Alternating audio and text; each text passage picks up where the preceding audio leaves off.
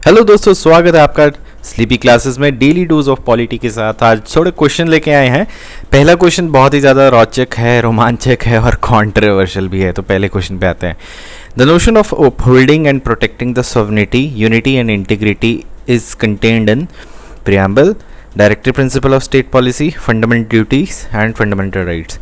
अब दोस्तों ये क्वेश्चन आपका हरियाणा सिविल सर्विसेज अभी तो 3-4 दिन पहले हुआ था, उसी में आया हुआ था। ठीक है, अब इसमें प्रॉब्लम क्या है और इसका क्वेश्चन का जवाब क्या है। बहुत से लोगों ने इसको क्या किया है, फंडामेंटल ड्यूटीज़ किया है और कमेंट सेक्शन में बाहर ले आए हैं कि फंडामेंटल ड्यूटीज़ हैं। लेकिन देखिए क्वेश्चन को ढंग से पढ़िए। क्या पूछा है? नोशन। नोशन का मतलब क्या होता है? आइडिया। इसका मतलब है आइडिया जो है कहाँ से लिया है? Of upholding protecting the sovereignty, unity and integrity of India. तो ये कहाँ से आया हुआ है? ये प्रियम्बल से आया हुआ है। वो कैसे देखते हैं।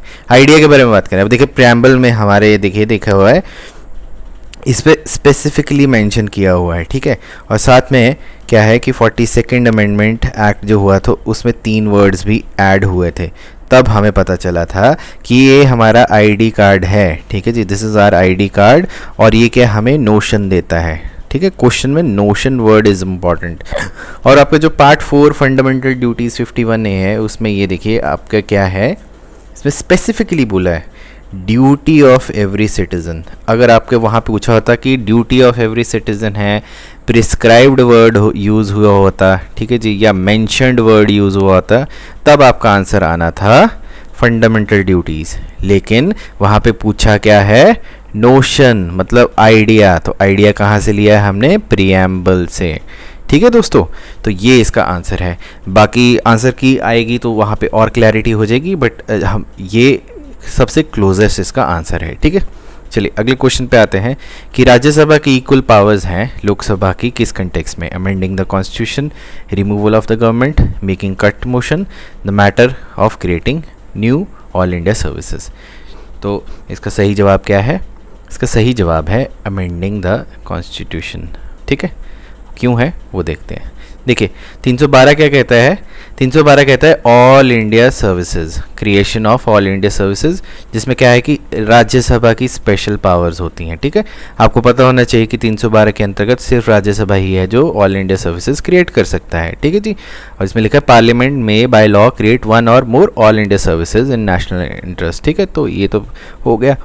ठीक है, अब ये ए वाली जो स्टेटमेंट है, ठीक है, ये वाली तो आपकी हो गई कि इक्वल नहीं हुआ। ठीक है, अब आर्टिकल 75 क्लॉज 3 क्या कहता है कि the hold the government collectively responsible to the Lok Sabha. ठीक है, तो इसका क्या है, इस रिगार्ड में क्या है कि Lok Sabha has greater power in comparison to Rajya Sabha. ठीक है, तो ये इसमें आ गया कि लोकसभा की जो है पावर जो ग्रेटर है।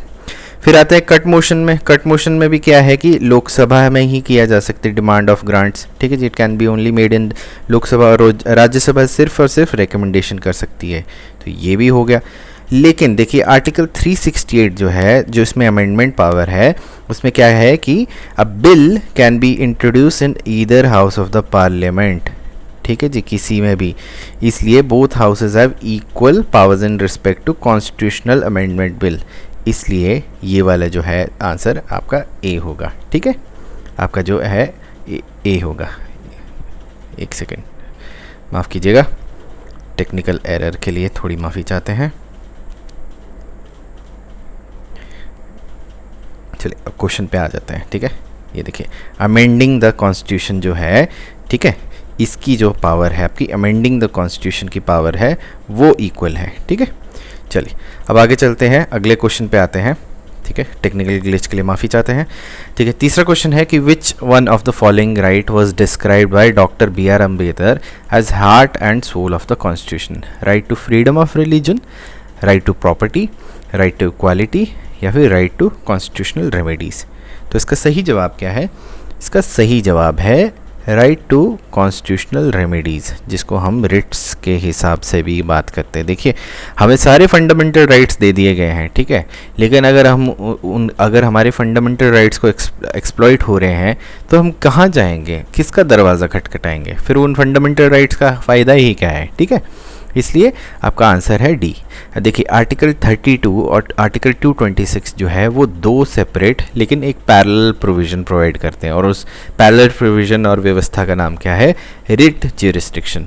ठीक है, आर्टिकल 32 जो है रिट ज्यूरिसडिक्शन सुप्रीम कोर्ट के साथ होती है और 226 जो है हाई कोर्ट के साथ रिस्पेक्टिवली होती है। तो कई बार आपसे पूछ लिया जाता है हाई कोर्ट की या सुप्रीम कोर्ट के आर्टिकल, तो आपको याद होना चाहिए। ठीक है, अब आर्टिकल 32 जो है that has been incorporated as fundamental right, उसे एक फंडामेंटल राइट की तरह माना गया है और ये कॉन्स्टिट्यूशनल रेमेडी है किसके खिलाफ? फंडामेंटल राइट्स की वायलेशन अगर हो तो उसके खिलाफ है। ठीक है, अब टाइप ऑफ रिट्स आपको पता होने चाहिए। ठीक है, तो 5 टाइप के रिट्स होते हैं: habeas corpus, quo warranto, mandamus, certiorari और प्रोहिबिशन। मैंने काफ़ी बार ये एक्सप्लेन करे हुए हैं और पॉलिटी फॉर ऑल में भी जाके आप फंडामेंटल राइट्स में देख सकते हैं। बट आप कमेंट सेक्शन में बताइए कि आपके habeas corpus, quo warranto, mandamus और सर्चरी और प्रोहिबिशन का बेसिक मीनिंग क्या है। 2-3 लाइन में आप बताइए। ठीक है, चलिए आगे बढ़ते हैं। अगला क्वेश्चन है कि power to increase the number of जजेस in the supreme court is vested in, ठीक है, the president of India, parliament, chief justice of India और लॉ कमीशन। ठीक है, अब देखिए जो आपकी पावर है, ठीक है, कौन बढ़ा सकता है? ये पार्लियामेंट बढ़ा सकती है, बाकी एग्जीक्यूटरी अथॉरिटी है। फॉर एग्जांपल लॉ कमीशन ने सजेशंस दे दिए कि जी आप बढ़ा दीजिए जजेस, या चीफ जस्टिस ने भी सजेशन दे दिए या फिर कोई कमेंट दे दिया कि आप बढ़ा दीजिए। और प्रेसिडेंट ऑफ इंडिया साहब क्या हैं? वो तो लास्ट अथॉरिटी हैं, वो ठप्पा लगाते हैं, स्टैंप, लेकिन असली काम क्या है? पार्लियामेंट का है। ठीक है, और किसके अंतर्गत है वो देखते हैं। देखिए आर्टिकल 124 क्लॉज 1 जो है हमारा किसका? कॉन्स्टिट्यूशन ऑफ इंडिया 1949, इसमें ये कहा है कि there shall be supreme court of India. ठीक है, तो आपको बोले, अगर आपको क्वेश्चन आता है कि सुप्रीम कोर्ट ऑफ इंडिया की जो वैलिडिटी है ये कौन से आर्टिकल में है, मतलब कि इसका जो इंसेप्शन है वो कौन से आर्टिकल में है, तो ये रहेगा आर्टिकल 124 क्लॉज 1।